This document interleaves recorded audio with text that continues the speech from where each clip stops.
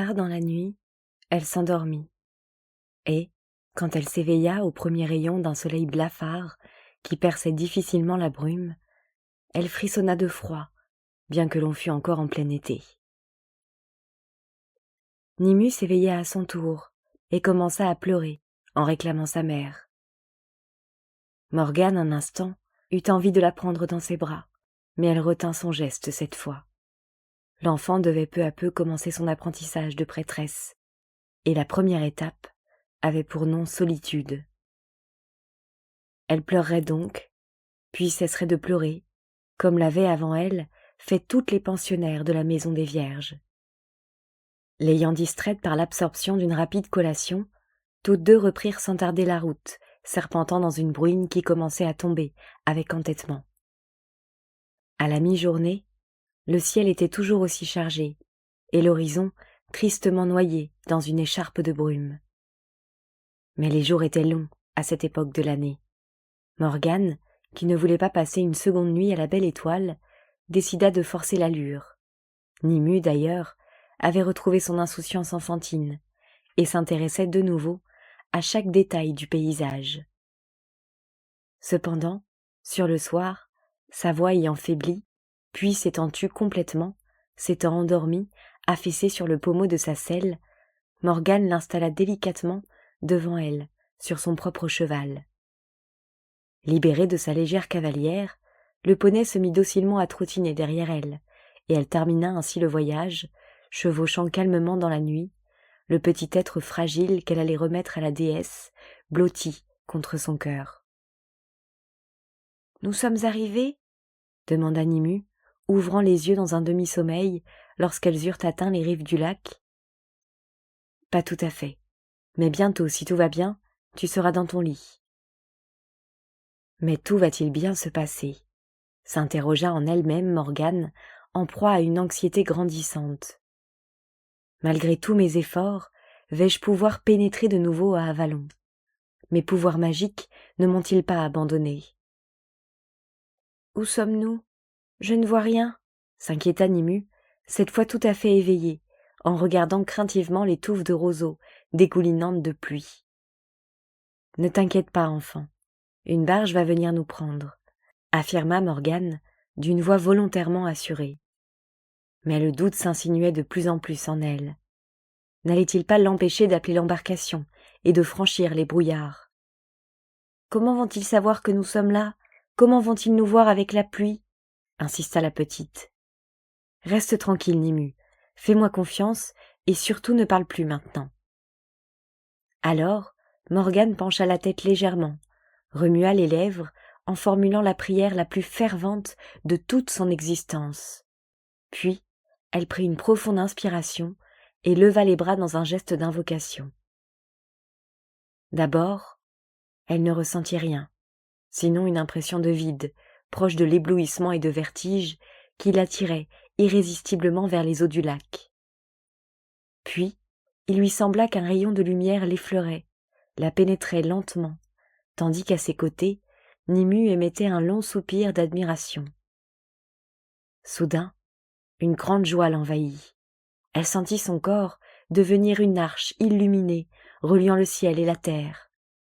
Peut-être ne fut-elle même pas consciente, dès lors, de prononcer le mot magique, mais il résonna tout à coup en elle comme un véritable coup de tonnerre. Oui, les eaux grisâtres du lac frissonnaient sous l'effet d'un souffle imperceptible. Oui, elle se mêlait à la brume, suspendue au ras des flots. De cette étrange et surnaturelle fusion émergeait comme par miracle l'ombre tant attendue de la barge d'Avalon. Alors seulement, Morgane osa expirer en abaissant très lentement les bras. La barge d'Avalon. Elle glissait en silence, fantôme irréel et vivant, fendant les roseaux verts gorgés de pluie. Mais déjà, le raclement léger des cailloux sous la coque atteignant le rivage était lui bien réel. Deux petits hommes bruns sautaient sur la terre ferme et, après avoir salué Morgane, prenaient les chevaux par la bride et disparaissaient dans la nuit floconneuse. Une main cependant se tendait vers Morgane pour l'aider à prendre place dans la barque, de même pour Nimue, sans qu'une parole fût prononcée, et la barge s'éloignait, silencieuse, vers le large. Les rameurs en cadence effleuraient l'onde opaque, inconscients du trouble de leurs passagères. Or pour Morgane, l'épreuve était loin d'être achevée. Certes, ceux d'Avalon n'étaient pas restés sourds à son appel, mais allait-elle pouvoir faire se lever la brume et se frayer l'ultime chemin jusqu'à l'île sacrée? La barge maintenant se trouvait exactement au centre du lac. Si son appel demeurait sans effet, elle serait entraînée par le courant vers Glastonbury. Face à un pareil échec, il ne lui resterait plus d'autre choix que la mort. Morgane se mit debout. Fermant les yeux une nouvelle fois, elle éleva les bras très lentement et visionna, en une seule et fulgurante image, les innombrables occasions où elle avait minutieusement accompli le même geste en prononçant la formule magique, sûre alors de ses pouvoirs. Un cri de Nimue à côté d'elle l'obligea à ouvrir les yeux. C'était un cri où se mêlaient la crainte et l'émerveillement. Là, en effet, sous ses yeux, verte, douce et vibrante dans la tiédeur du soleil couchant, surgissait de la brume l'île d'Avalon. Une lumière diaphane dorait les pierres levées. Elle avait retrouvé son île. Enfin, elle était de nouveau Morgane d'Avalon, prêtresse de la grande déesse, fille de la très ancienne et royale lignée. Lorsque la barge s'immobilisa, le nez dans l'herbe tendre de la rive, au comble d'une indicible émotion, Morgane, le cœur battant, posa le pied sur le sol de l'île. Sur la berge attendaient en silence, alignés en ordre parfait, serviteurs et servantes précédés des prêtresses en robes sombres, venues pour l'accueillir. Une femme très grande, aux cheveux d'or nattés bas sur le front, se détacha du groupe et vint s'incliner devant elle.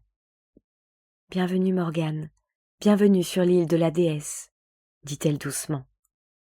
Tout naturellement, Morgane alors s'entendit répondre à la jeune femme, en prononçant le nom qu'elle n'avait entendu qu'en rêve, jusqu'au jour où Kévin le lui avait appris. « Je vous salue, Niniane. Voici Nimue, la petite fille de Viviane, qui vient pour être élevée ici. »« Oui, » intervint tout à coup la fillette, qui n'avait pas prononcé une parole depuis qu'elle était montée dans la barge. « J'aimerais apprendre à lire, à écrire, à jouer de la harpe, et à lire aussi, dans les étoiles, comme ma tante Morgane. »« C'est bien, Nimue, nous verrons tout cela demain, » acquiesça Niniane en souriant. « Tu as fait un long voyage, et il se fait tard. Si tu as faim et soif, nous allons te donner ce qu'il faut. Puis il faudra aller rapidement te coucher. Léhéna va te conduire à la maison des Vierges.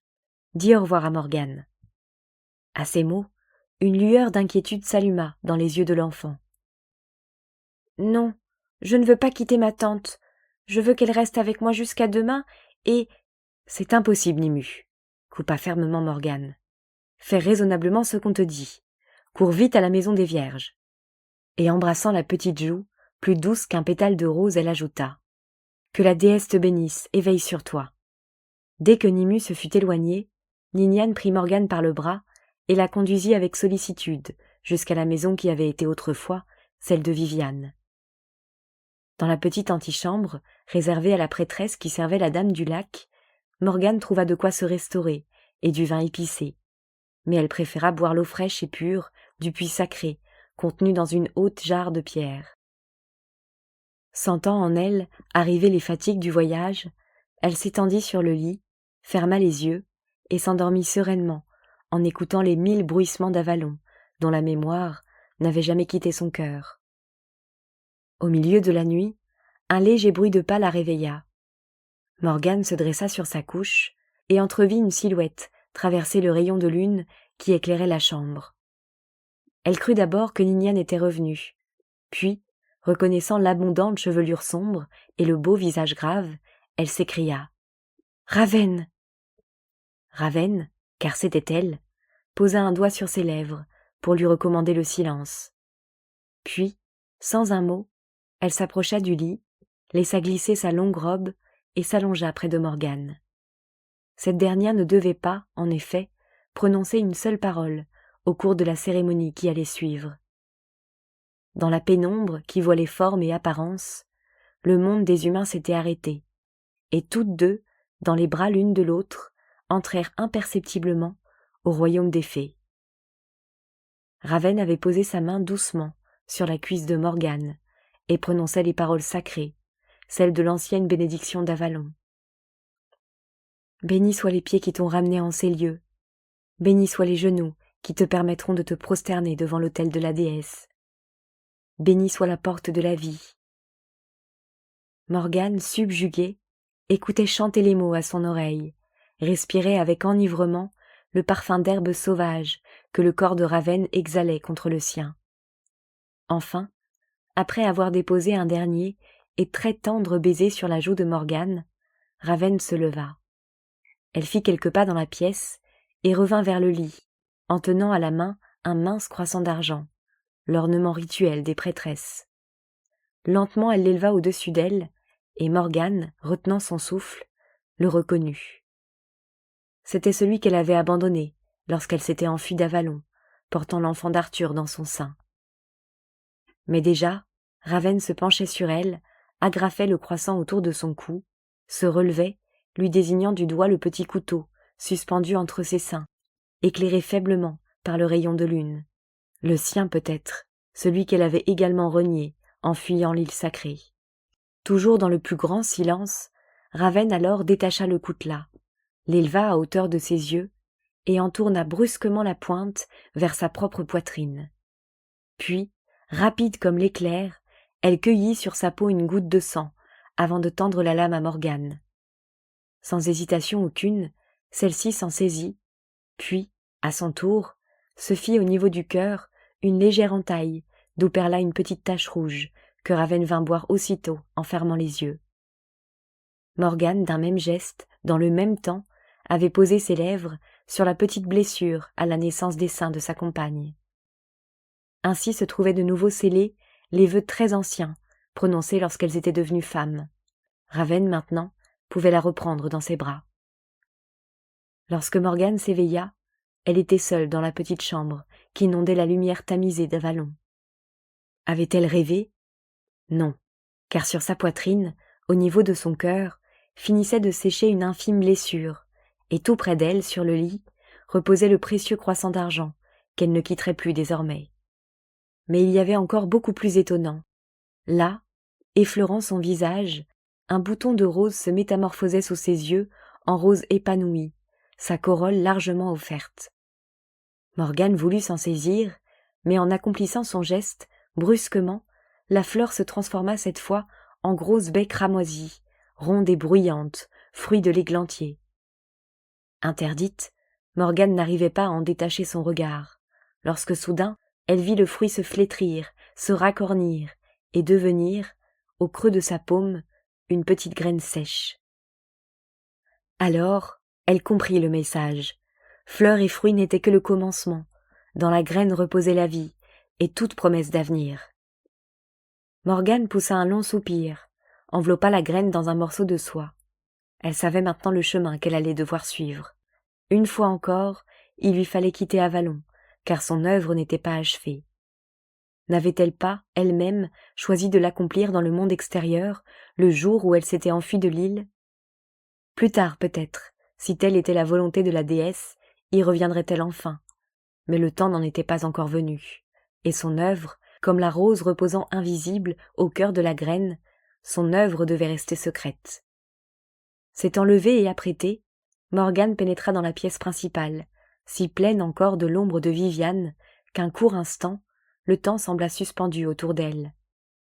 D'ailleurs, n'était-ce pas Viviane qui là, sous ses yeux même, frêle et si imposante silhouette occupant le haut siège de la grande prêtresse, emplissait toute la salle de sa seule présence ? Morgane, prise d'un bref éblouissement, cligna les yeux et s'aperçut alors que c'était bien Niniane, la grande, la svelte et blonde Niniane qui était devant elle. Pourquoi et de quel droit avait-elle pris la place de Viviane ? Ne savait-elle pas qu'en l'occurrence, elle-même, Morgane, avait seule le droit de la remplacer ? Et si elle le savait, voulait-elle ainsi lui signifier, sans détour, le mépris qu'elle ressentait à son égard depuis qu'elle avait fui ses responsabilités ? Les deux prêtresses s'affrontèrent du regard pendant quelques instants, l'une et l'autre parfaitement conscientes de leurs pensées mutuelles. Puis, Morgane, rompant leur duel silencieux, s'avança délibérément, prit dans les siennes les mains de Ninian et déclara d'une voix apaisante. « Je suis sincèrement navrée.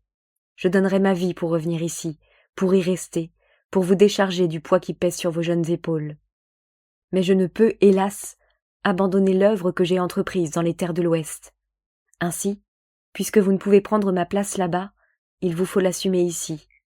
Ni vous ni moi ne pouvons changer le cours du destin. Nous sommes entre les mains de la déesse. Il est trop tard pour revenir en arrière. » Ninian, dans un premier temps, resta impassible. Droite, les yeux perdus dans le vide, elle semblait à peine avoir entendu les paroles de Morgane. Enfin, elle dit dans un murmure. « Je croyais vous haïr. »« Moi aussi, Ninian. Mais la déesse en a décidé autrement. Devant elle, nous sommes et demeurerons deux sœurs, indissolublement unies. » Ninian inclina la tête en signe d'assentiment, puis demanda d'une voix affable. « Morgane, venez près de moi.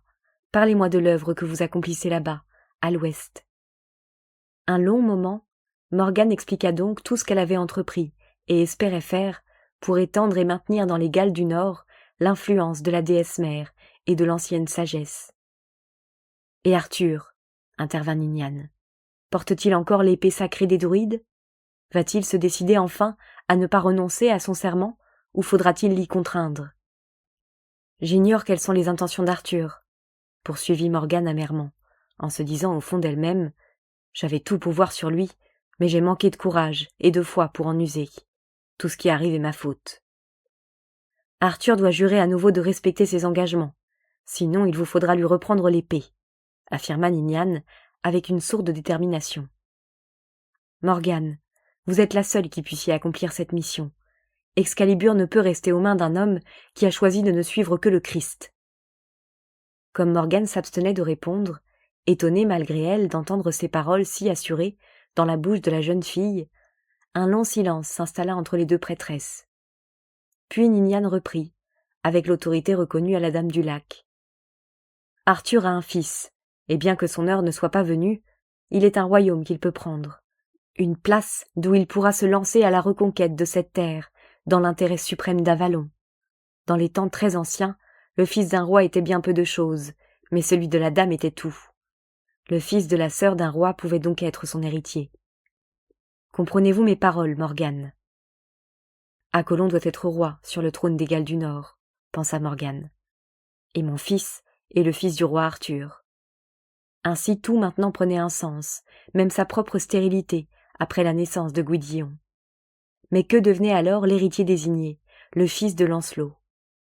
Elle posa la question à Ninian, qui fut aussitôt prise d'un long frisson. Était-il prévu que Nimue ait sur son frère Galahad la même emprise qu'elle-même avait eue sur la conscience d'Arthur? « Je ne sais, » répondit prudemment Ninian. « Si Arthur honore son serment envers Avalon et conserve Excalibur, nous aviserons en conséquence. Dans le cas contraire, une autre voie sera choisie, selon la volonté de la déesse et à la réalisation de laquelle chacun d'entre nous devra contribuer. Quoi qu'il en soit, Apollon peut régner sur ces terres, ceci est votre affaire. Quoi qu'il en soit aussi, le prochain haut roi ne peut appartenir qu'à la lignée royale d'Avalon. Lorsque Arthur ne sera plus, mais on sait que les étoiles ont dit qu'il vivrait vieux, alors le grand roi d'Avalon se lèvera. Sinon, disent encore les étoiles, les ténèbres recouvriront la terre et l'engloutiront tout entière. Quoi qu'il arrive, lorsque le nouveau roi prendra le pouvoir, Avalon retrouvera sa place dans le cycle éternel du temps et de l'histoire. Alors, sans doute, un roi vassal étendra ses mains sur les contrées de l'Ouest et les peuples des tribus. Apollon, je vous le dis, trouvera bientôt la place qui lui revient à vos côtés, et son étoile montera haut dans le ciel de notre destinée. Mais c'est à vous seul, qu'incombe l'immense tâche de préparer la terre de Grande-Bretagne à accueillir un jour le grand roi qui viendra d'Avalon. » Morgane baissa la tête avec soumission. « J'obéirai, je suis entre vos mains. » Morgane, il vous faut maintenant repartir. Mais auparavant, vous avez encore une rencontre à faire. Elle leva la main, et la porte s'ouvrit sur un jeune garçon, grand et mince. À sa vue, Morgane interdite vacilla. L'adolescent qui venait d'entrer, c'était Lancelot, le Lancelot d'autrefois, jeune, élancé, plein de flammes, des boucles brunes dansant sur le front, un sourire éclairant le visage aux traits fins. Lancelot tel qu'elle se le rappelait en ce jour si lointain, où ils s'étaient tous les deux étendus, les doigts entrelacés à l'ombre protectrice du cercle de pierre levée. Mais Morgane, retrouvant le sens des réalités, réalisa tout aussi vite que ce n'était nullement Lancelot qui s'inclinait devant elle pour la saluer. Le jeune homme, en effet, portait la robe des bardes, un signe en forme de gland marquait son front, et à ses poignets s'enroulaient les serpents familiers d'Avalon. L'émotion, pourtant, l'étreignait toujours, et bouleversée, elle ne parvint qu'à balbutier. « Gouidillon, vous ne ressemblez pas à votre père. »« Est-ce bien étonnant ? En moi coule le sang royal d'Avalon, » répondit le jeune homme, un sourire ironique aux lèvres. « Je n'ai vu Arthur qu'une fois, alors qu'il se rendait en pèlerinage à Glastonbury. Je portais moi-même la robe des prêtres, et il ne m'a pas remarqué. J'ai vu seulement qu'il s'inclinait avec beaucoup de complaisance devant les prêtres. »« Vous devez aimer d'un amour égal vos parents, » intervint Morgane. Mais alors qu'elle allait tendre la main vers lui, elle surprit dans son regard une lueur si proche de la haine qu'elle suspendit son geste. Mais déjà son visage reprenait le masque impassible des druides. « Mes parents m'ont donné le meilleur d'eux-mêmes, » reprit Gouidillon, « le sang royal d'Avalon. Mais j'ai une demande précise à vous faire, dame Morgane. » Ainsi refusait-il, ne serait-ce qu'une fois, de l'appeler ma mère, comme elle l'espérait tant. « Demandez-moi tout ce que vous voulez, » fit-elle résignée. « Si je le peux, je vous le donnerai. »« Je n'en demande pas tant. Reine Morgane, je voudrais simplement que dans les 5 années qui viennent, vous me mettiez en présence du roi Arthur, et lui fassiez savoir qui je suis. Je sais qu'il ne peut me reconnaître comme son héritier, mais je désire néanmoins qu'il voie alors le visage de son fils. C'est là mon unique souhait. » « Votre vœu sera exaucé, Gouidillon, je vous le promets. Un jour, vous serez face à face avec Arthur. Je le jure par l'eau du puits sacré. » Non, ce n'était pas possible. Tout cela n'était pas vrai. Elle n'était que la proie d'un songe affreusement cruel. Gouidillon, ce bel adolescent à la peau sombre, ne pouvait être son fils, un fils confronté pour la première fois de sa vie à sa mère. Mais la réalité était là. Il était prêtre, voilà tout, et elle une prêtresse, l'un et l'autre uniquement liés par un seul devoir, servir aveuglement les desseins de la grande déesse. Alors, comme s'il avait deviné ses pensées, impénétrable, le jeune homme recula d'un pas et s'installa devant elle. Déchirée, Morgane étendit les mains vers lui et ne put que murmurer ces 2 mots. « Soyez béni. »